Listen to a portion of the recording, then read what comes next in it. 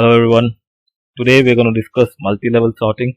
As you can see, I've got a table with 3 columns: geography, cities, and sales in dollar million. I want to sort this entire data first by geography, then by cities, and then by sales.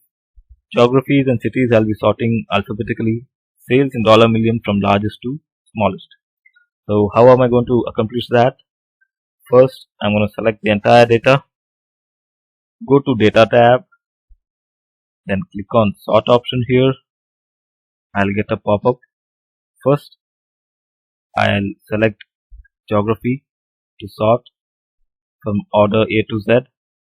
Then I'll add another level and say cities again from A to Z and add another level and select sales in dollar million from largest to smallest.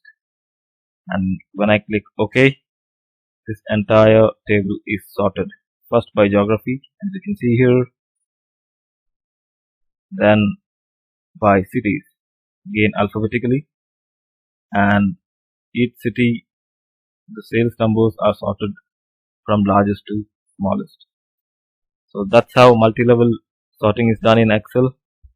Thank you. We'll see you in the next video.